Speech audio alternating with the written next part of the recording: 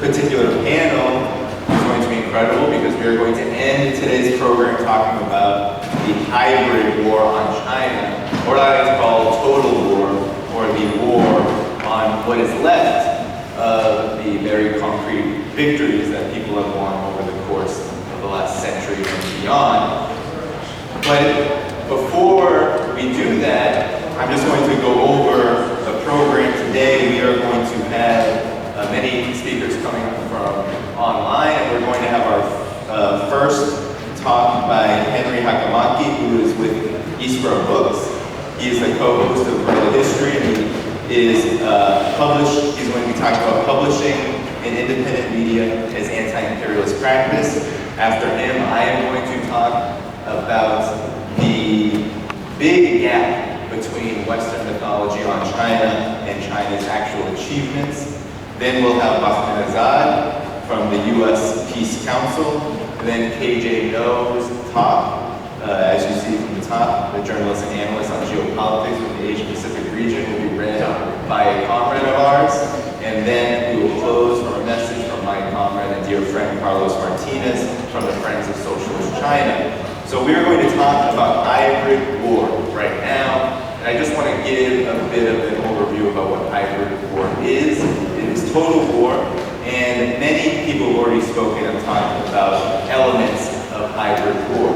But in my estimation, there are many different components. A huge component right now is economic war, the sanctions that are leveled on 29 plus countries around the world, seeking to cut them off from the global economy, to impede their development, and ultimately to overthrow these very particular governments. China right now is subject to many different kinds of sanctions on its high-tech industry, on its export industries, and it is not working. So we are going to, I'm sure people will be bringing that up. There's the military component, the militarization of the Asia Pacific meant to surround China, encircle China, and to ultimately isolate China from the rest of the world through the threat of war. Again, not working. Then we can look at the information war, which I will talk more about, which is about painting China as our enemy, painting China as the antithesis of humanity, getting us to fear China. And again, I don't believe that is working on the world stage. We have a lot of work to do, unfortunately, here in the US and the collective West. And then, of course, there's all kinds of other diplomatic pressures, attempts to break off any ability to build friendship with China. And I believe the hybrid war on China is really the struggle of our generation, as we see the struggles in Palestine, Gaza, as we see what's happening to Lebanon, as we see what's happening in Ukraine, as we see what's happening across the geopolitical landscape. What drives all of these struggles, all of these geopolitical flashpoints, is the ultimate goal of isolating, containing, and ultimately ensuring that China no longer is able to celebrate another year of its independence and its socialist project. But it's not going to work, and we're here to show them that. So this has been a great, this has been a wonderful and great event. I want to thank the distinguished colleagues from the Chinese Consulate who have come here today to spend their time here. I want to thank the Friends of Socialist China.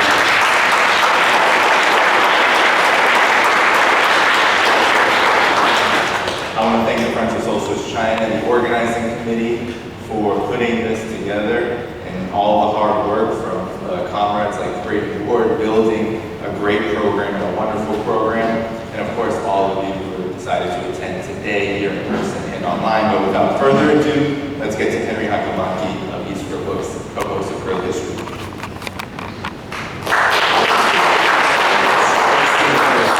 Listeners and dear Friends of Socialist China, I'm Henry Hakamaki, and I'm honored to be invited to this seminar today as a representative of Guerrilla History and Iskra Books to discuss a topic that is crucial in the fight for a more equitable and just global society: publishing and radical, socialist, and communist independent media as anti-imperialist practice. As we celebrate the 75th anniversary of the People's Republic of China, it is essential that we reflect on the power of knowledge and narrative in shaping our understanding of the world.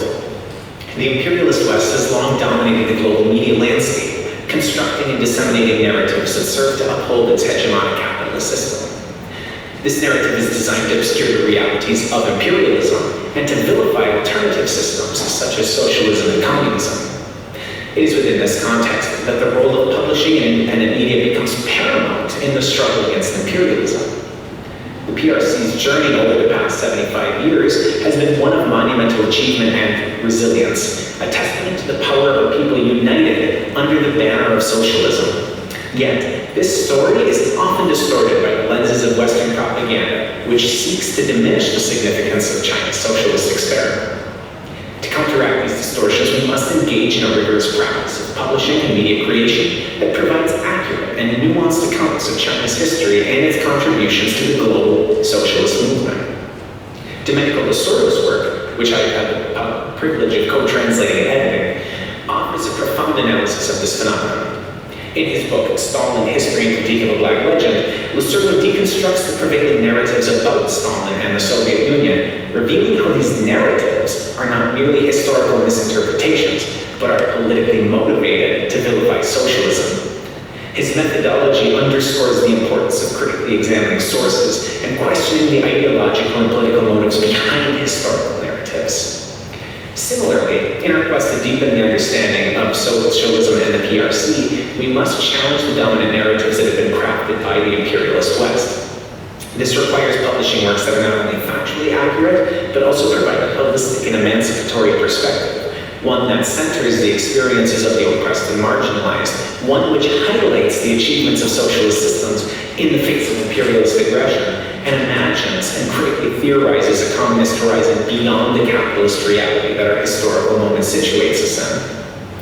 Independent media and publishing houses play a pivotal role in this endeavor. They serve as bastions of radical thought and intellectual resistance against this hegemonic system, providing a platform for marginalized voices and dissenting opinions that are systematically silenced by mainstream outlets in the imperialist West.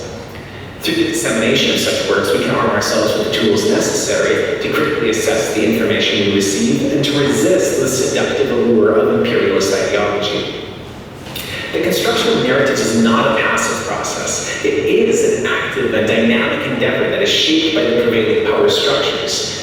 For, as functional linguist Michael Halliday says, language does not passively reflect reality. Language actively creates reality.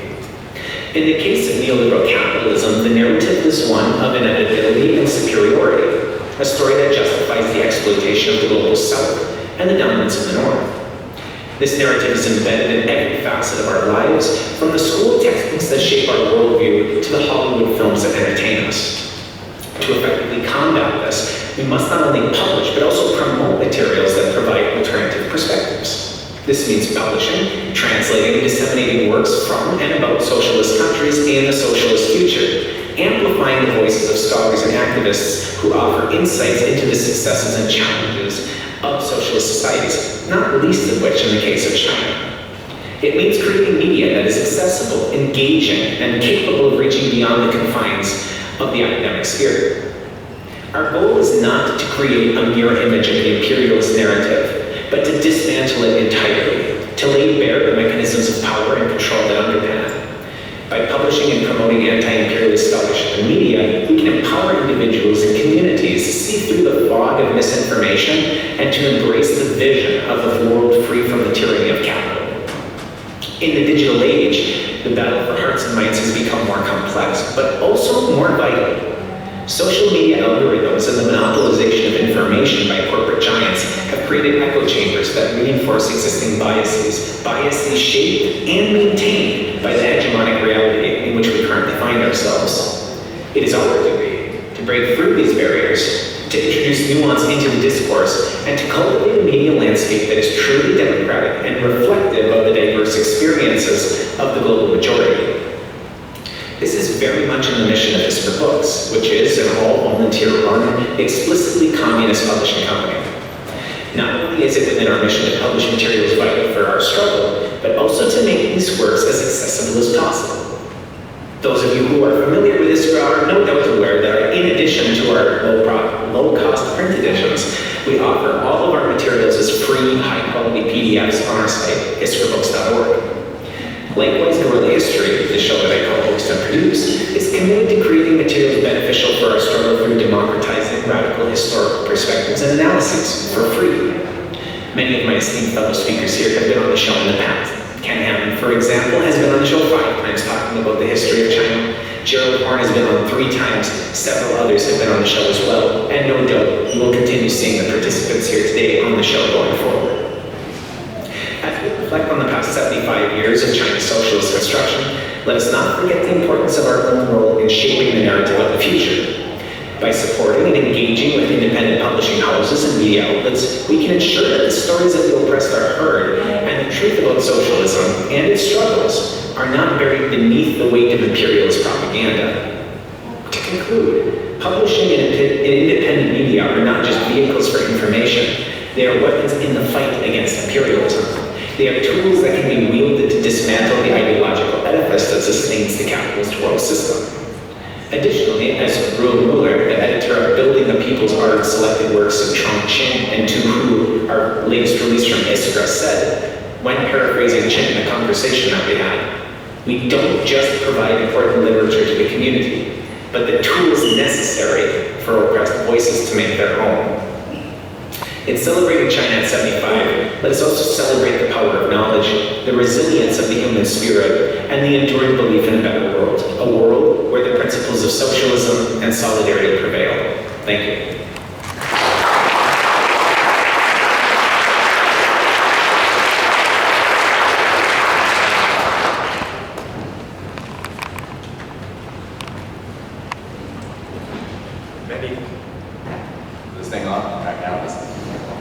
Many thanks to Henry Hakamaki for his contributions. Everyone should follow Guerrilla History. It's a great podcast. You learn a lot.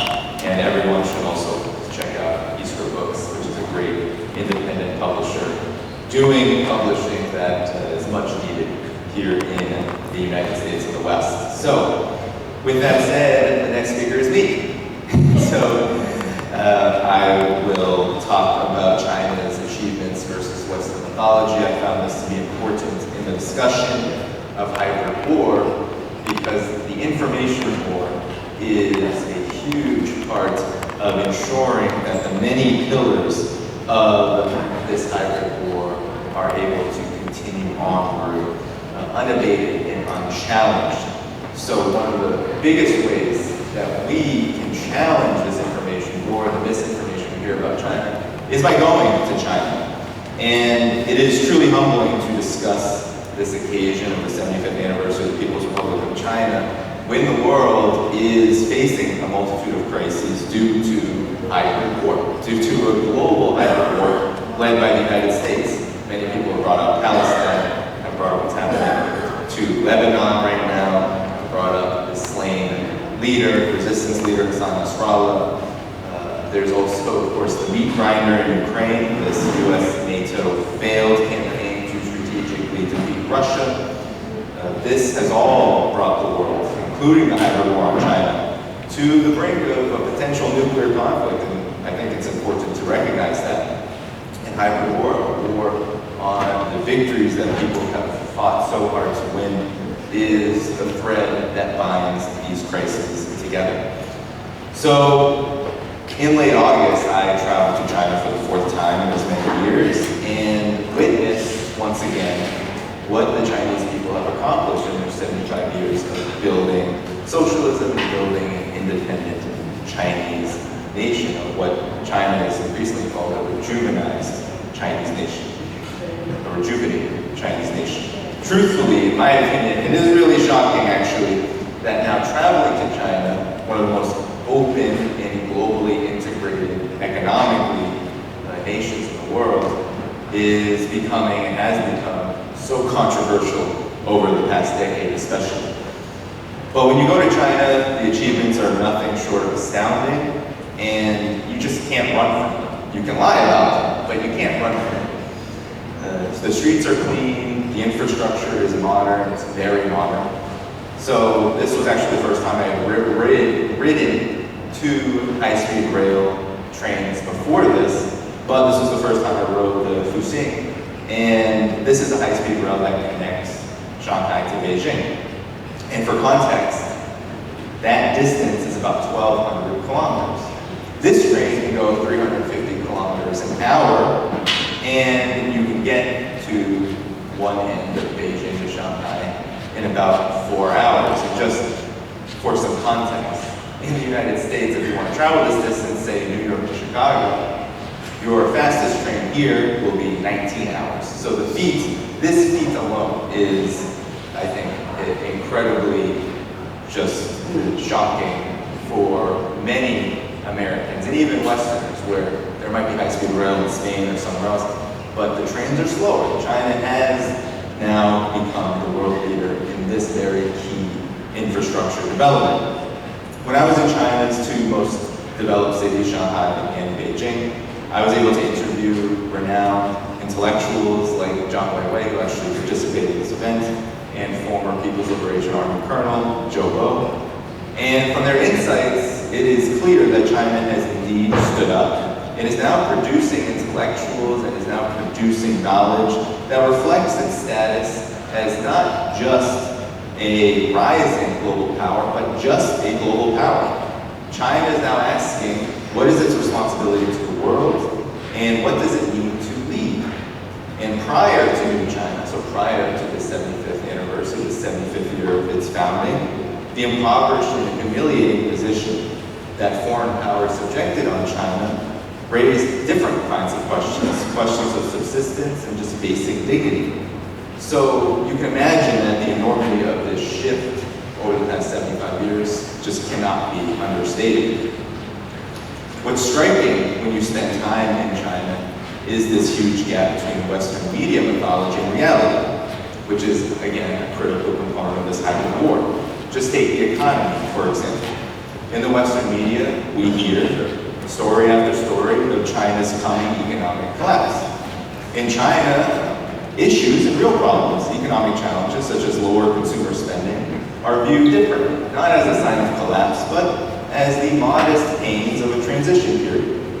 China is currently undergoing a unique transition, one that right now not many countries can say they are going through, which is from a low value-added manufacturing powerhouse to a high value-added tech giant on its way to modern socialism. So lower real estate prices are not viewed as some kind of crisis that the whole system is going to fall. That's just projection. That's what happens in the United States. When the housing market here, controlled by Wall Street, goes into a crisis where prices fall and people are thrown out of their homes, that is viewed as an economic crisis. In China, there is a saying, there's a new slogan that was inaugurated under Xi Jinping, which is that housing is for living and not speculation. So many people, there aren't people being thrown out of their homes all over the place in China like happens here, but a lot of people will tell you that lower housing prices are actually welcome, especially in the big cities where the cost of living got quite high over the past several decades.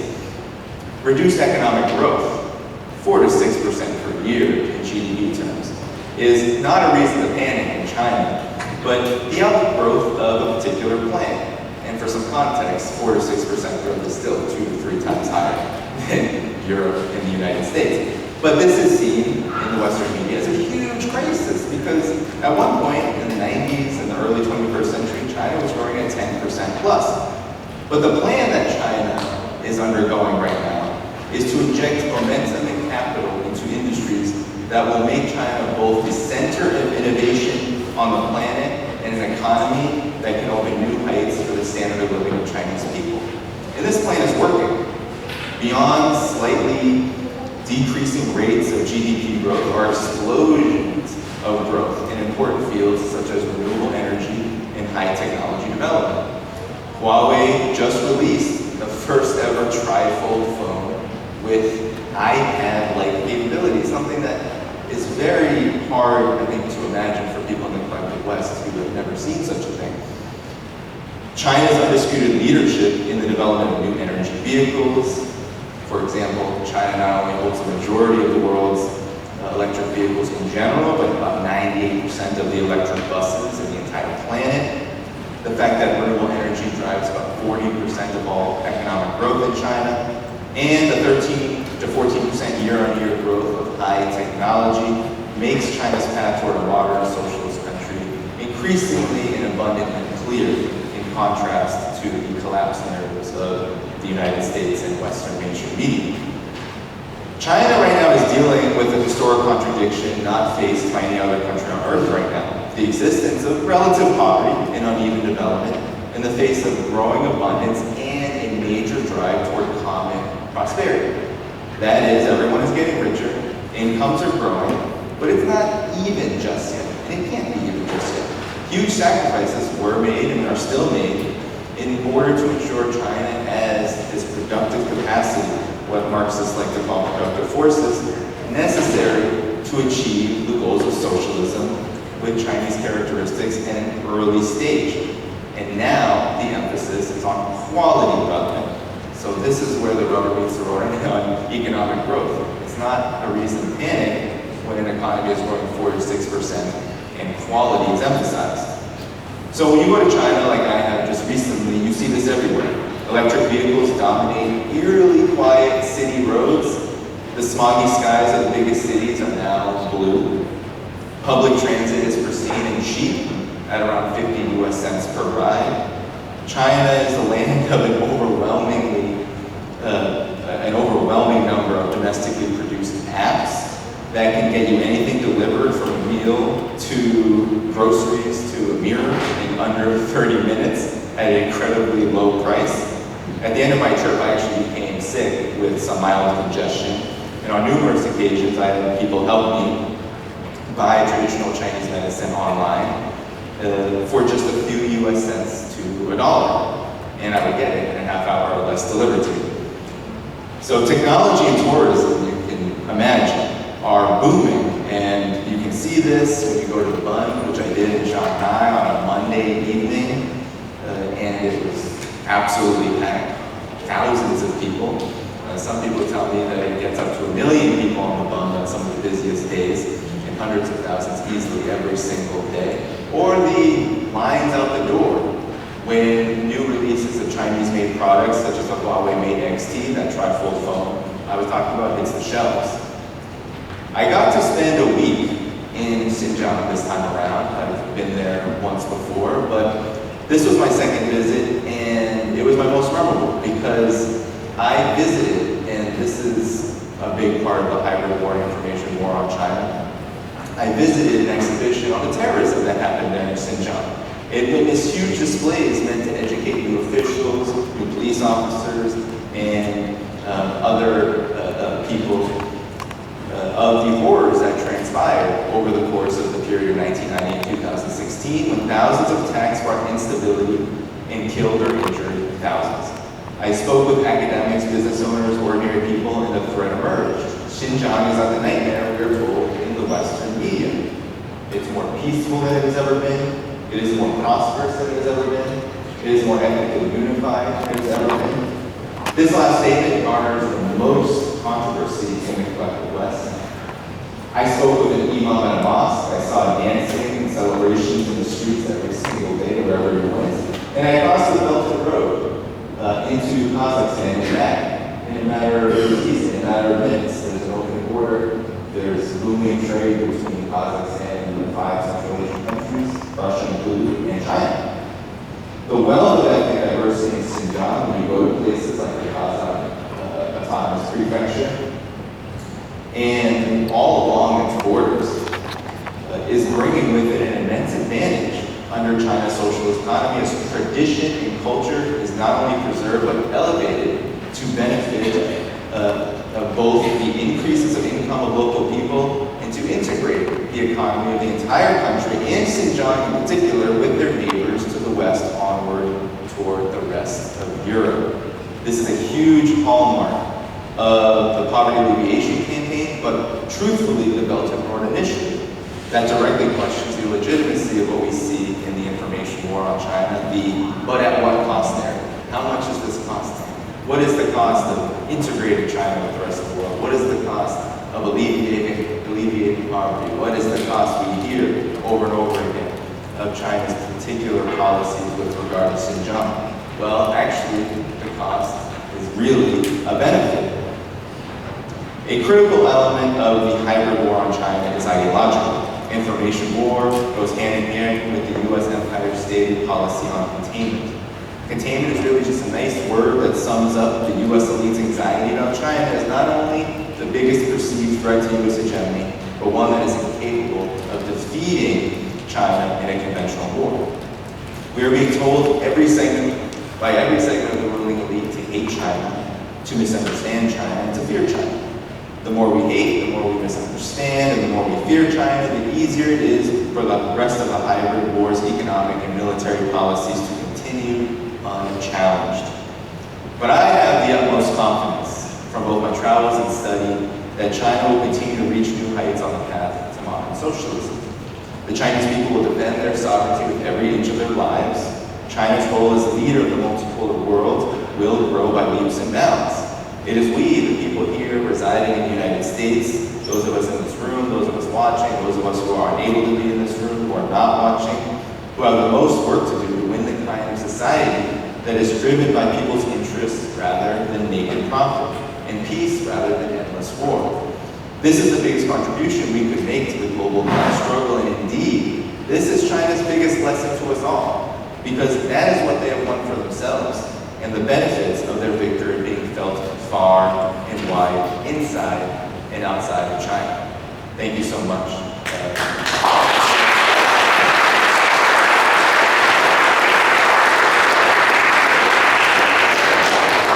I'm still here because I can introduce the next speaker, but we are going to now hear from Bahman Azad, who is the president of the U.S. Peace Council, who's going to talk about China and the United States, two divergent approaches to diplomacy and global security.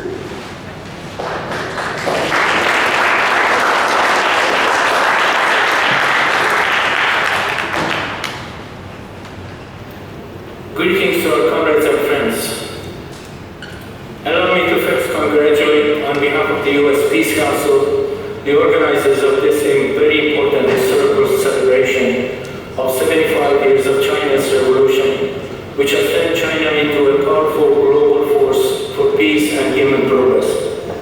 I am honored to be part of this important event.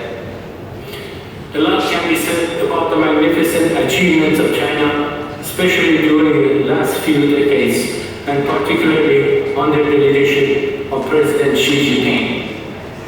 But due to this shortness of time, I would limit myself to the area of diplomacy and global security, especially since both ruling parties in the United States are presenting China's rapid development and its growing role in the international arena as a threat to the interests of the United States, which is a clear falsehood promoted by the U.S. ruling classes to justify their antagonistic policy toward China. Let us look at China's approach to diplomacy and global security, which is significantly different from the crisis-oriented, zero-sum diplomacy that is characteristic of the United States approach. In November 2023, a U.S. Peace Council delegation was officially invited by the Chinese People's Association for Peace and Disarmament, CPAPD, which is affiliated with China's Foreign Ministry, to visit China for a bilateral meeting. The issues that we discussed were quite multifaceted and included the question of China's global security initiative, China's diplomatic efforts, China's modernization process, U.S.-China relationship and the need for commitment to peaceful diplomacy, and ways to strengthen the global peace movement, all as integral part of President Xi Jinping's thoughts and policy. What became quite clear through these lengthy discussions is that on the issue of diplomacy and global security, there is a fundamental divergence in core values between U.S. and China. As far as the Chinese are concerned, they are firmly committed to the following 6 principles as articulated by President Xi Jinping and reflected in China's policy on diplomacy and global security. First, it is necessary to stay committed to the vision of common, comprehensive, cooperative, and sustainable security, and and work together to maintain world peace and security. 2. It is necessary to stay committed to representing the sovereignty, respecting the sovereignty and territorial integrity of all countries, upholding non-interference in the internal affairs of other nations, and respecting the independent choices of development paths and social systems made by the people in different countries. 3.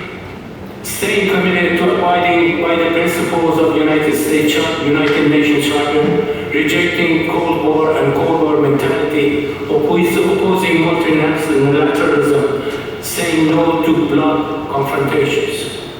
4. It is necessary to stay committed to taking the legitimate security concerns of all countries seriously, upholding the principles of indivisibility of security, building a balanced, effective, and sustainable security architecture, and opposing the pursuit of one's own security at the expense of the security of others. 5. Staying committed to peaceful resolution of differences and disputes between countries through dialogue and consultation, supporting all efforts conducive to the peaceful settlement of crises, rejecting double standards and opposing the wanton use of unilateral sanctions and long-term jurisdiction. And 6. It is necessary to stay committed to maintaining security in both traditional and non-traditional domains and working together on regional disputes and global challenges such as terrorism, climate change, cybersecurity, and biosecurity. Putting all this together, it means building a global community with a shared future for mankind, promoting common development, pursuing peaceful development based on mutual respect and win-win cooperation, and steering the reform of the global governance system toward the principle of fairness and justice. China has demonstrated its commitment to these principles in action. It would suffice just to mention the historic agreement brokered by China between Saudi Arabia and Iran that effectively ended the Obama's war in Yemen, or China's recent effort to bring various factions of the Palestinian resistance movement together, or its latest peace proposal together with Brazil for the war in Ukraine. With these principles and actions, no rational mind can be persuaded to see China as a threat to the United States. If any threat can be attributed to China, it is the threat of its peaceful policies to unilateralism and warmongering policies of the United States ruling classes. In contrast, U.S. diplomacy has as its core system of values the doctrine of full spectrum dominance, a military political doctrine produced by the U.S. Department of Defense and has its genesis in the worldview and principles of the Newcon project for the American century. This project, which has now become the essential feature of the U.S. national security strategy, sees its objective not just the ability to project U.S. military power globally, but also includes economic, political, and even cultural dominance through the use of information, media, and entertainment, and all aspects of knowledge production. It is a doctrine that explicitly sees the rise of any independent regional or global power as an existential threat to its hegemony, regardless of its political and ideological orientation. It is in this context that not only China, but the democratically elected President Maduro of Venezuela or the struggles of the people of Palestine to defend their human rights is considered a threat to the interests of the United States.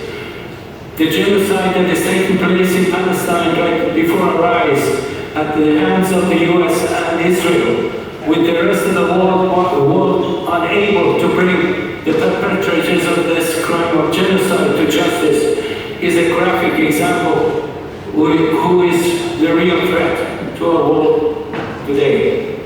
The US imperialism feels threatened because its unilateralism, hegemonism, and its attempt to impose a so-called rules-based international order where the US and the Western allies make the rules and others are forced to follow is coming to an end. That is why the US is becoming increasingly desperate and more dangerous in its efforts to prevent the inevitable historical transition that is being led by China and the countries of the South.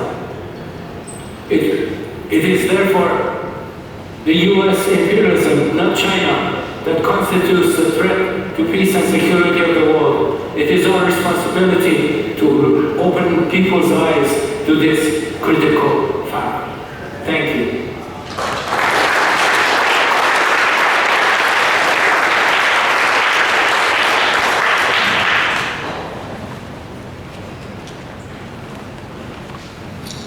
Okay, thank you so much to Mr. Azad. Now we are going to have KJ No's contribution. We cannot make up for the loss of KJ. He is a wonderful journalist. He runs Critical Media Literacy and is also the host of a new show, The China Report. He co-hosts that with Mandy Yi. You can all follow that on YouTube. But he is not here, so his talk will be read by Alex Quinn. So please welcome Alex.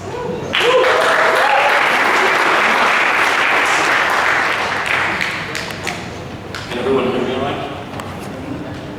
Friends, colleagues, comrades, it's a great honor for me to join you in this extraordinary historical moment of celebration and reflection on the 75th anniversary of the founding of the PRC. As has been said, we are seeing changes unseen in a century, changes both great and terrible. We are currently seeing the unraveling of an empire and its last desperate, violent, hideous death knell. We are seeing the unmasking of 500 years of Western quote-unquote civilization and the laying bare of its hypocrisy and unspeakable brutality. We are seeing the true face of capitalist imperialism, not its made-up public relations face, but its rested capitalist face. It's not pretty. One of the precipitating factors of the end of the empire, not the only one, but a very important one, because it allows countries to resist hegemony together, is the rise of China. The rise of China is one of the greatest success stories in the history of human civilization. So we could talk about China's accomplishments all day. There are too many to list. I'd like to highlight 3. We all know in 1949, when China stood up, liberating 500 million people, 10 to 20% of China's population was still addicted to opium. In 4 years, the CPC eradicated opium addiction, liberating 90 million people from this colonial scourge. It's also one of the greatest public health accomplishments in the 20th century, and I bet you've never heard of it. By giving everyone the means of production, at the time by distributing land, and by offering everybody education, community, meaning, hope, purpose, and by doing it at scale, because it has to be done at scale, the party was successful. You can't do this in dribs and drabs, tinkering at the edges. You have to do it all at once for everyone. We all know this and understand this. We don't liberate anyone until everyone is liberated. We liberate each other. It's because we are fundamentally socially interconnected. This is our species being. You don't help anyone until we all help each other, because we are all implicated in each other's futures. We saw the same thing with extreme poverty alleviation. Poverty was not seen as an individual failing, as it is in the capitalist West. It was a whole of society responsibility, requiring a whole of society response. It focused on everyone. So 850 million were brought out of extreme poverty, which lets the world know that poverty is not an immutable social historical fact. It is a policy choice. You can raise everyone up if we all work together. That's the way it works, and it works for everything. If we start with this approach, we can succeed no matter how vast and immense the challenge is. So China is proof positive of the power of people's solidarity, the power of a people's leadership, the power of scientific planning according to socialist principles to overcome unthinkable challenges. This is how China accomplishes things, and it accomplishes them at a scale so vast that nothing under heaven, as they say, is left behind. Now, there is another achievement that China is working on. Yes, a socialist society, that's the ultimate goal. But this is an important stepping stone on the way to it, and it is a big one. It is the creation of an ecological civilization. China is literally greening the planet, creating single-handedly the conditions and means to transition to a sustainable energy regime, to enable sustainable development, to turn back the tide of global warming. And it is doing it at a scale that is truly inconceivable, but necessary. China knows how to accomplish things at scale. It knows how to solve problems even when the problems are unthinkably immense. And the leadership and the people do not flinch at the immensity of the challenge. China is concretely showing us the pathway out of global climate catastrophe. And as I said before, none of us are safe, good, or well until all of us are. Until all of us are safe from the effects of the climate crisis, none of us are. And China is leading the way. All the West has to do is work together with China. China has provided the tools and the map, and it is showing the path out. So, to reduce it to its simplest terms, going green means going right.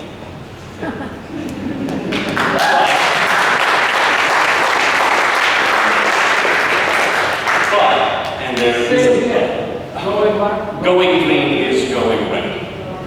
But, and there is a but, from the US standpoint, they don't want that. They don't want energy transition if it means the Chinese are going to be leading it. They would rather be dead than ready.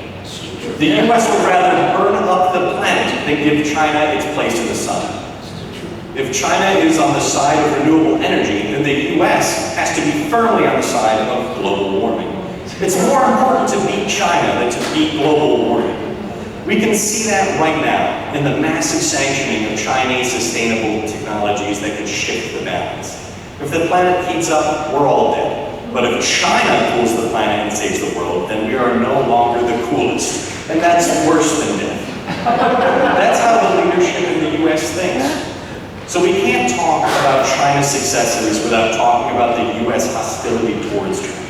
The US sees China as the enemy. It is determined to take down China and all its accomplishments. Now, China has overcome countless threats, but this one is an existential threat. Let's be very clear. The US is preparing for war, kinetic war, against China. Washington is abuzz with talk of war with China. It's seen as necessary, inevitable, and incredibly winnable. Winnable means they are planning to use nukes.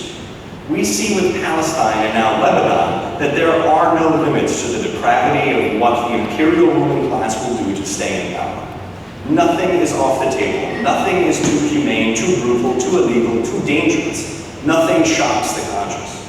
In fact, nuclear war is definitely on the table. In the policy papers being distributed, in the military tabletop exercises they conduct, in the field training and air exercises that are now being conducted with the greatest intensity since World War II. We are headed towards war, towards nuclear war. To put it bluntly, the US ruling class would rather see the end of the world than the end of their power and privilege. So we are at a turning point in history, a crisis. Both opportunity and danger, hope and terror, unseen possibility and unthinkable tragedy. This imperial ruling class has actually been escalating to war against China, covertly since 2009 and now overtly. It has calendar dates, 2027. It's not if, but when.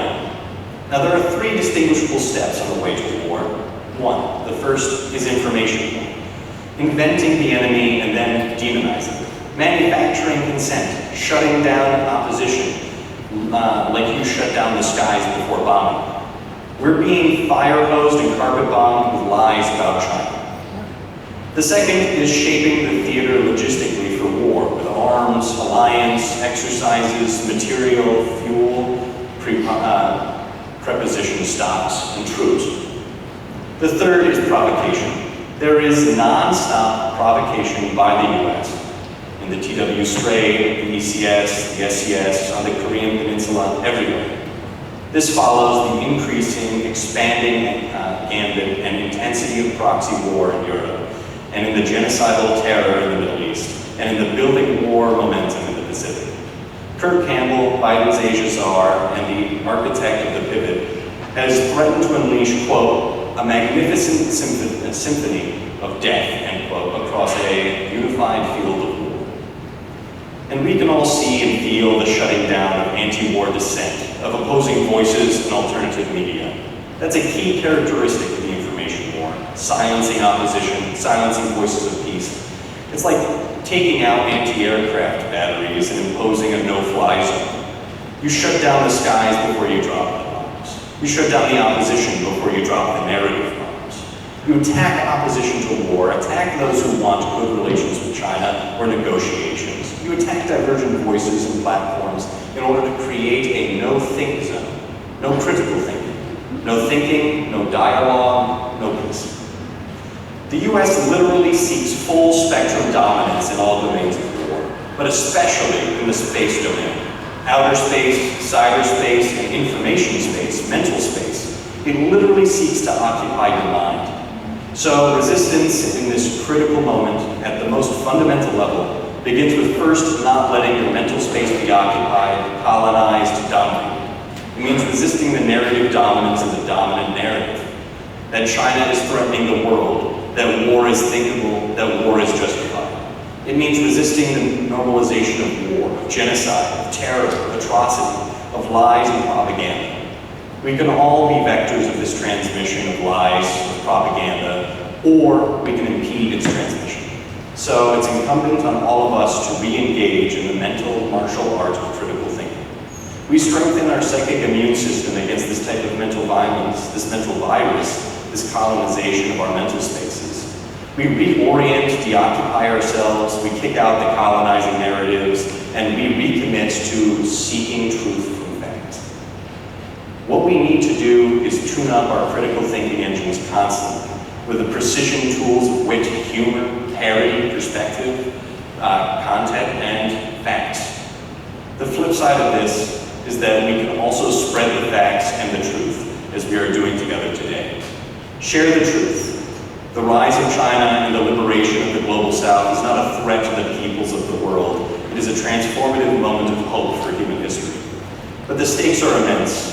The future of the planet is at stake. As Brian Berlevik said, quote, a war against China is a war against the world. And we all have a part to play. We have already been inducted. Where do we start? We start with our clear minds and our courageous hearts. Decolonize and de-propagandize your minds and resist together. The future of China, the future of the global South, the future of the world depends on it. Thank you.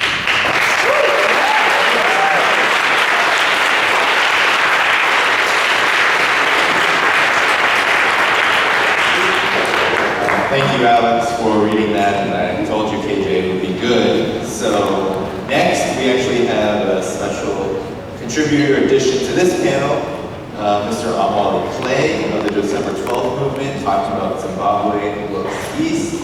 Zimbabwe knows much about hybrid war, so we are going to turn it over to Amwali Clay.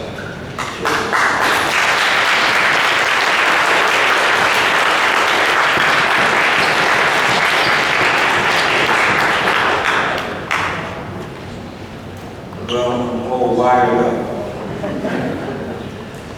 And first I'd just like to say I'm amazed that this generation can actually take their phone and read something that long.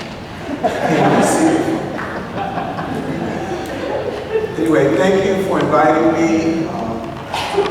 As I'm coming out, I was thinking about what I was going to say, so I'm not going to talk about anything I don't know. I'm not an economist, but I have common sense.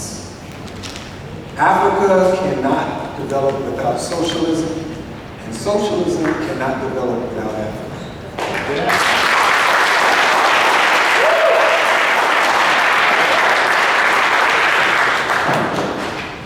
I come from a generation that studied Mao, the Sino-Soviet split, the Gang of Four, Deng Xiaoping. You surround the cities don't come out to the countryside. So I think for those of us, at least in my generation, we started from a profound appreciation for China and the role of China in the world. And for African people and people of color, China represented a new road forward. Because the first question, the very first question, is to liberate your nation. That's the very first question. For African people, is to liberate Africa. The struggle is always first, what is liberation? What will that mean? How will it express itself? And so there was very early on a look towards China to see what China would do. With as many people as China had, how could China develop? It was socialism. It was socialism. It was socialism. You cannot develop without industrialization. You cannot develop without being able to feed the people. So the real impact of China's revolution from the very beginning was the enormous task China had, and then the lessons to be learned from that. So today when I talked about what I would speak about, because it's covered a broad range of issues and history and politics and ideology as it relates to the necessity to support China. For me, it manifests itself, and I wanted to talk about its relationship to Zimbabwe. Because Zimbabwe, first historically, represents on the African continent the first time a liberation movement not only solved the first question, which was political power, but it was now confronted with the most important, which is economics. How can you develop a country? It is a political economy that you develop. You cannot ever separate the two. So in Zimbabwe, what was the first question? It was a question of land. Who does the land belong to? And for decades and decades and decades, African people in Zimbabwe watched a settler colonial society with their land stolen and in their hands, and their underdevelopment. And so China represented a road forward for the Zimbabwean people. And what was the concrete expression of that road forward? It wasn't lip service. It wasn't talking. It was giving them the weapons that they needed to fight for their liberation.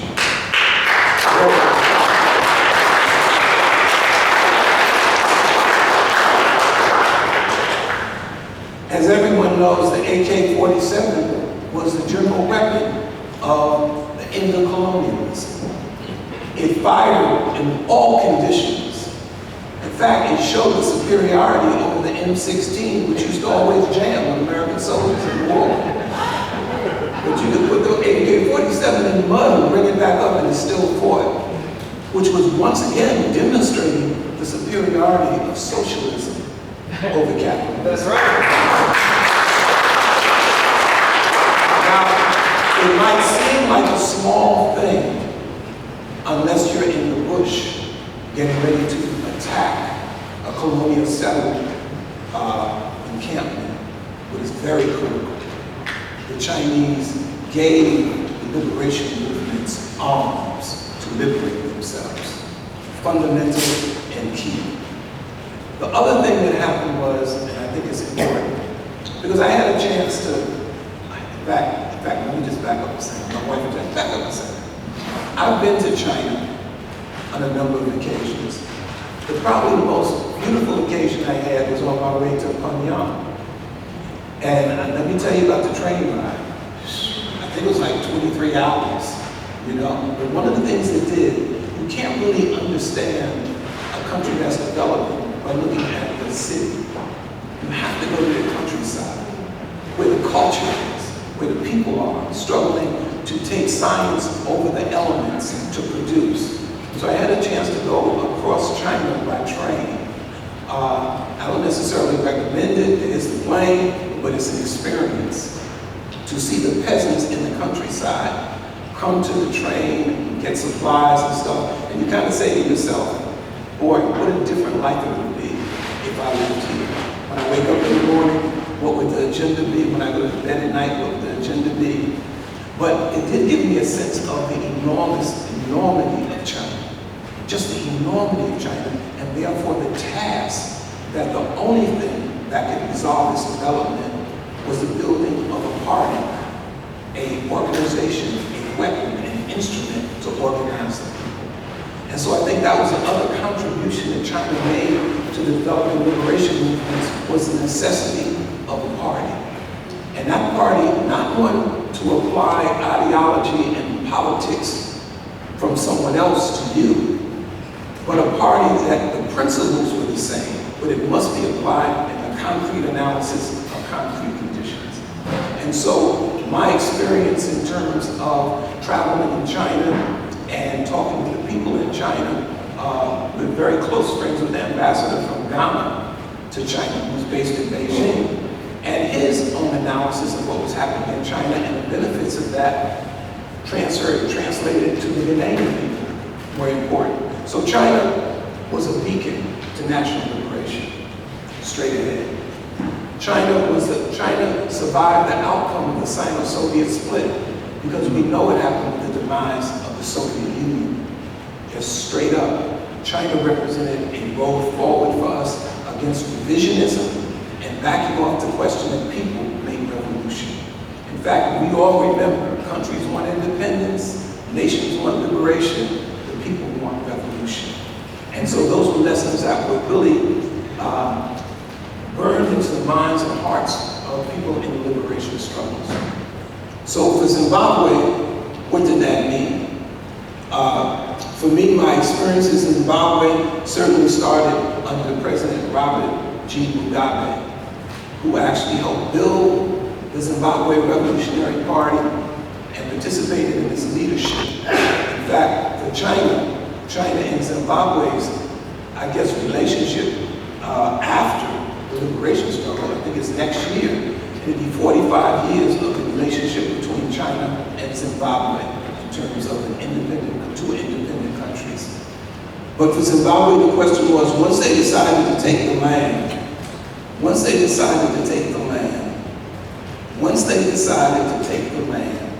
all the shit changed. Everything changed then. I dare you to take from me what I already took from you, and you have the nerve to say it belongs to you. That motion to take back the land created a groundswell around Western governments on ideas of Africans to take something from us. And what that led to has been over 20 years of sanctions. And so what have sanctions meant? I think when us talking about sanctions, most of the countries under sanctions are in Africa, right? South? Yeah. That's right, they're in Africa, you know? But in Zimbabwe, the purpose of the sanctions was to send a message to the rest of Africa. Don't you dare think about taking your resources back. That is a no-no. And so this crippling years of sanctions, what has been its impact? Sanctions is the new atom bomb and hydrogen bomb.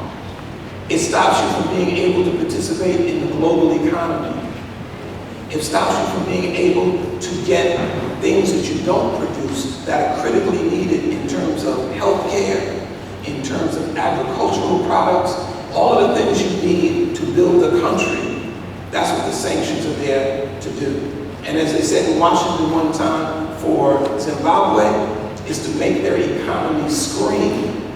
And if it screams and it's loud enough, the people will now say to themselves, this government can no longer serve me any place but here.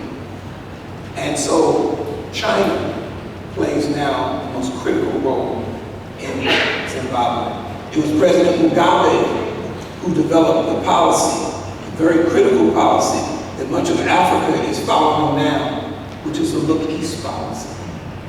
To look east and not have to look for anything that has to do with development, industry, let's not forget spare parts. Because whatever you have and it breaks, where's the spare part going to come from? And so China's role in that was critical in giving Zimbabwe an ability to fight the sanctions. To fight the sanctions, to win a victory over the sanctions, it was China's support. And to this very day, right now, it is that solidarity between Zimbabwe and China, reflected in the Forum on China and Africa cooperation that just took place a little while ago. President Emerson Mnangagwa, who was president in Zimbabwe, had a conference with the president of China. And in that conference, they talked about the benefits of their relationship, the concrete benefits.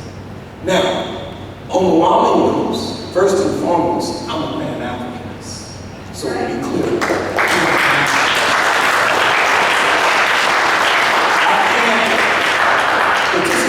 in serving of solving the world's problems and not thinking about the priority of African problems. So let me tell you how this manifests itself. There are many people in our community, there are many people in the African community who view China as a new colonizer. They view the relationship of China to Africa as one of recolonization. And they raise this. There are two sides of that. One is a question of the feeling and the weakness of you don't control your own country. You haven't developed to that level. And so you're always leery of anyone who establishes any kind of business, financial relationships in your country. The other side of it is Western propaganda. Western propaganda. If you only read what the West writes, then you will never, ever see your human rights, ever. And so there's been a battle also in our community over presenting the China question in its proper presentation. One of those is, there are no armies, there are no former colonies that China had in Africa, the starting point. But you know, one of the things sometimes we forget, and it's tragic, some people want to criticize countries and they can't even run their neighborhoods. They don't understand what it takes to run a country, to feed the people, to deal with their health care, their food, clothing, and shelter.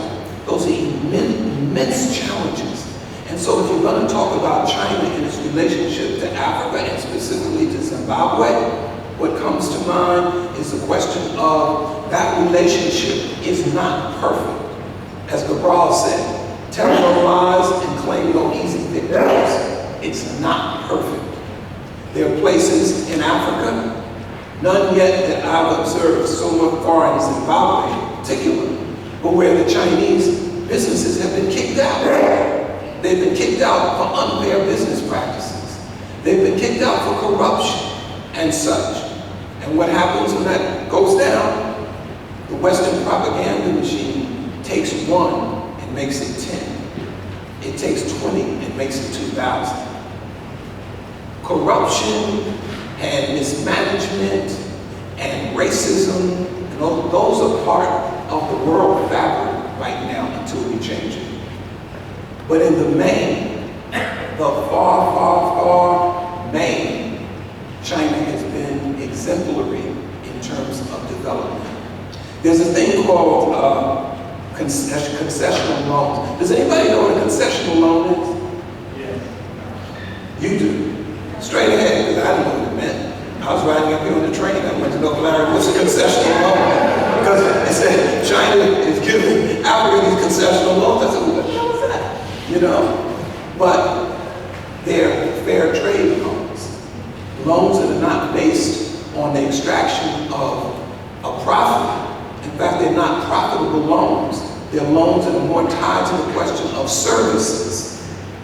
China has engaged in so many different concessional loans for people who say the debt that Africa gets into with China because of the loans are just simply China exploiting Africa. That's something that has to be defeated in the concrete. That's why I had to find out what's a concessional loan. I didn't know what it was. But favorable meant not only not for profit, but the terms of paying it back. I guess one would say, those elements that are reflective of you getting the loan in the first place are minimized so that they can happen.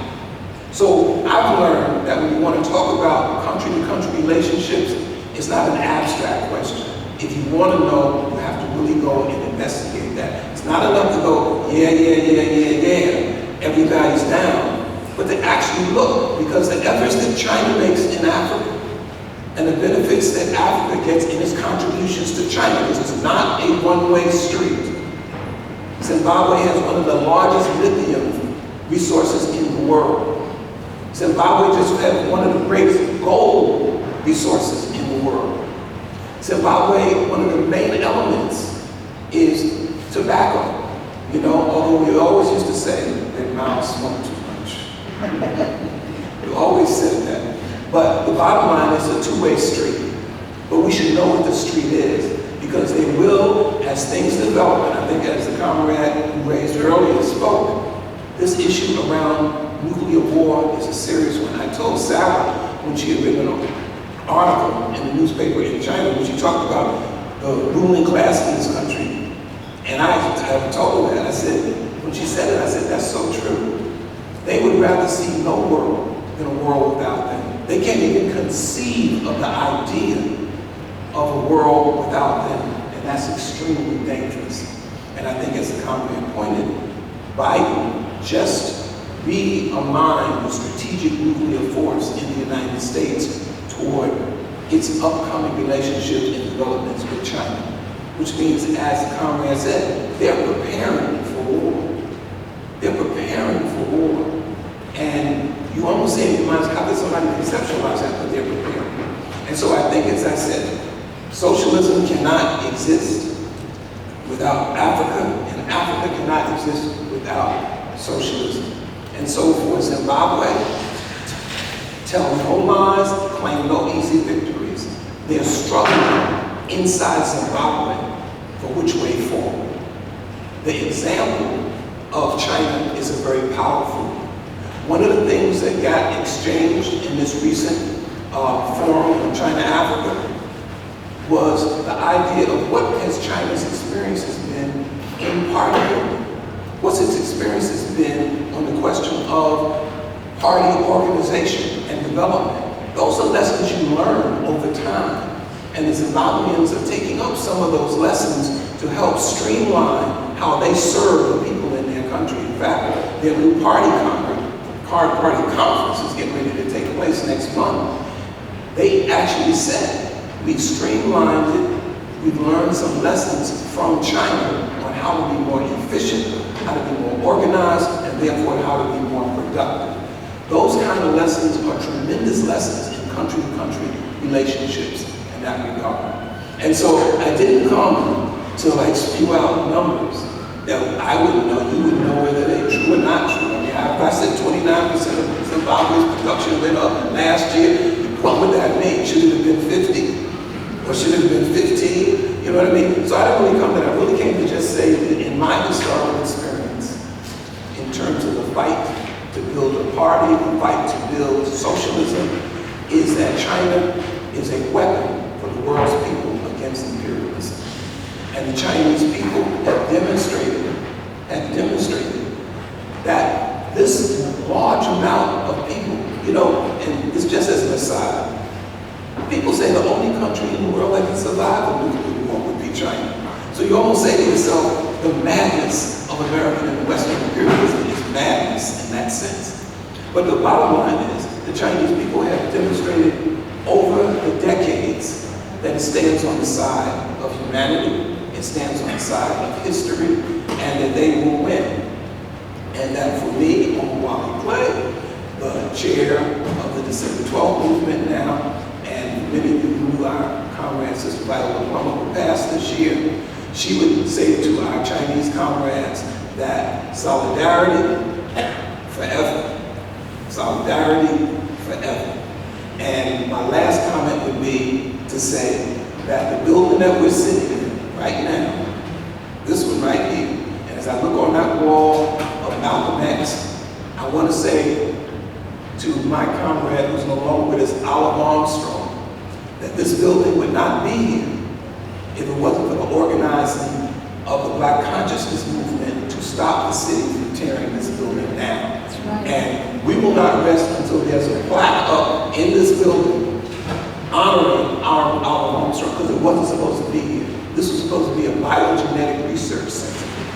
And it was stopped by organizing Olive's leadership and young Black activists. Stop this building.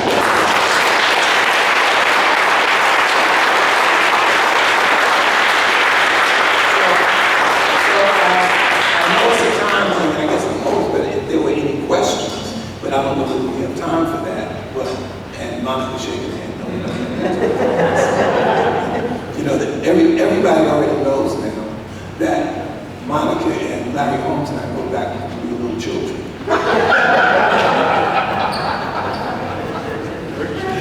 But thank all of you, and thank you for coming out. It's a very important program. Straight in.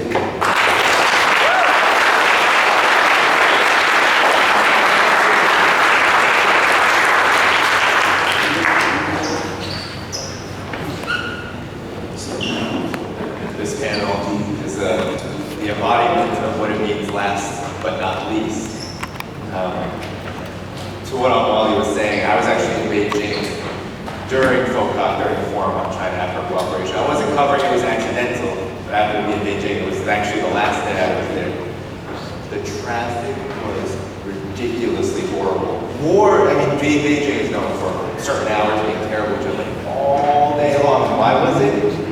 All of Chang'an Road, Chang'an is the Tiananmen Square, Great Hall of People, basically the capital of Beijing, was completely, basically shut down to give preference to African leaders who were coming. All the flags were hanging all along Chang'an Road. I went to the Museum of the Communist Party of China.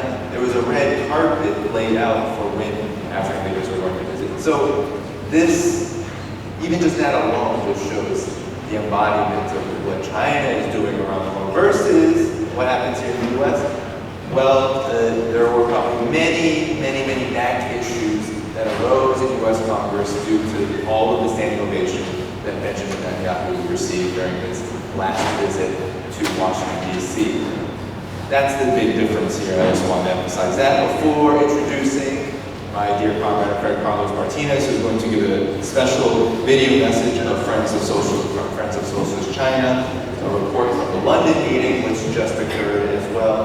It was a great meeting, and he's a dear friend. We co-founded Friends of Socialist China together with Keith Bennett. I've been able to go to China with him a couple of times, so please do listen to his words now.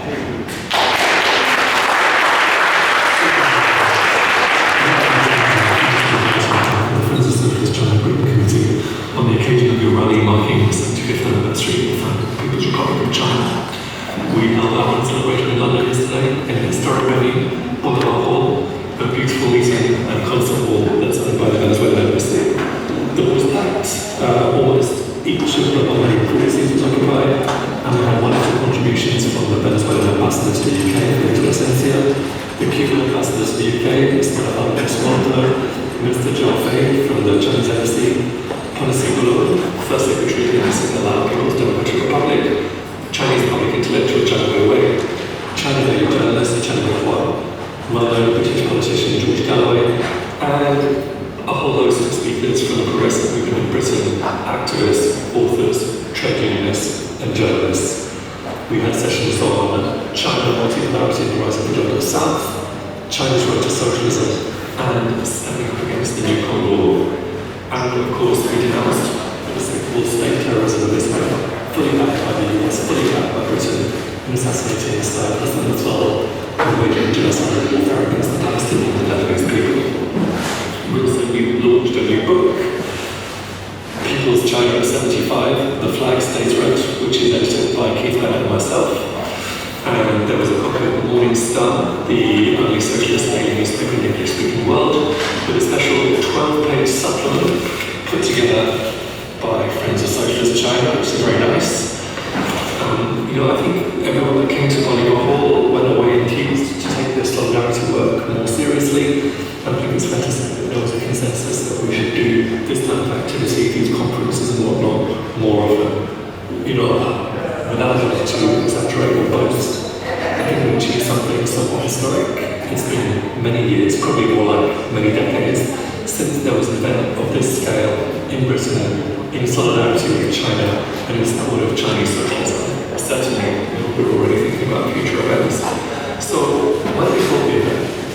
First, we want to spread the truth about China. We want to counter propaganda war against China. We're trying to do everything we can to prevent people's consent from being manufactured for an escalating new Cold War. You know, Cold War, this label Cold War sounds quite innocuous, quite harmless. Like, you know, it'd be better not to have it, but really, it's no big deal, right? But, you know, I think the name is a little bit misleading. The original Cold War, which was essentially a global hybrid war fought by the US and its allies to prevent the spread of socialism and to replace the colonial system with an imperial system, wasn't actually terribly cold. Like millions of people died in Korea, in Vietnam, in Laos, in Cambodia, in Indonesia, Brazil, Nicaragua, Chile, Angola, and elsewhere, all in the name of maintaining and expanding US hegemony. This new Cold War isn't so different, like it's got the same purposes, and it will include many of the same brutal methods.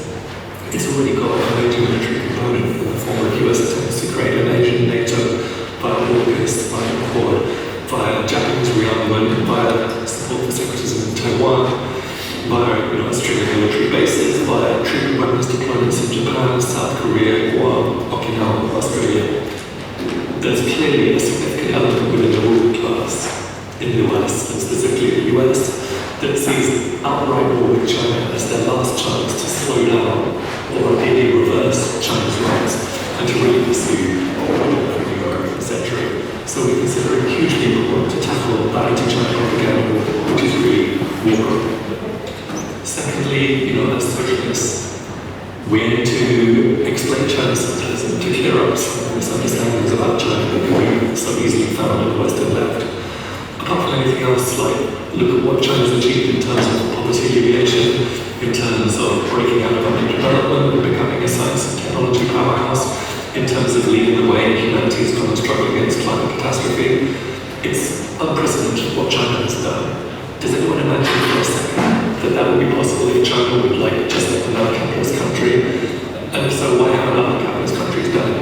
Why can I, living in London, one of the wealthiest cities in the world, walk 100 meters from my apartment and see a level of extreme poverty and homelessness that simply does not exist anymore in China, even though China is still a developing country. So that was our basic motivation for holding the event. I think we made some progress with those goals. No doubt you're also making progress with some of the goals today. We send you our warmest greetings, we send you our love and solidarity, and we wish you continued success in your work for socialism and against imperialism, racism, and all forms of oppression. Thank you very much.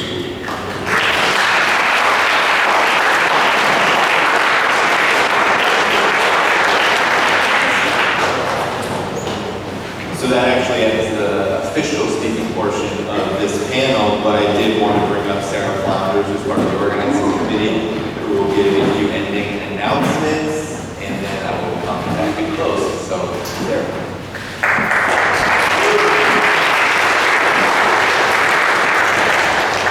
Well, I'm glad to be following Omawale Clay because they have a quote in the December 12th movement.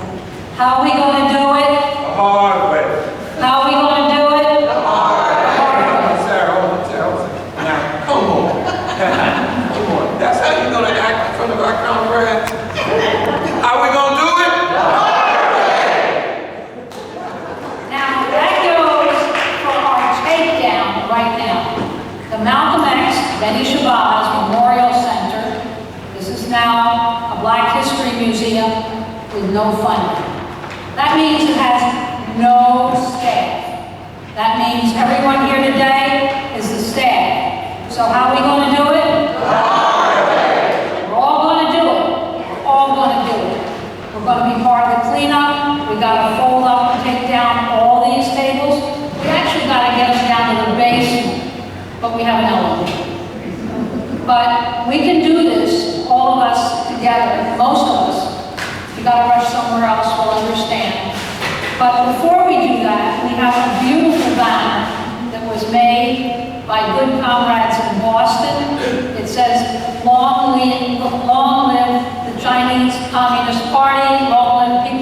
Republic of China. Everyone who wants to be in this photo op, everyone who took part today in every way and in any way. And that means the speakers, it means the panelists, it means that tremendous tech crew back there.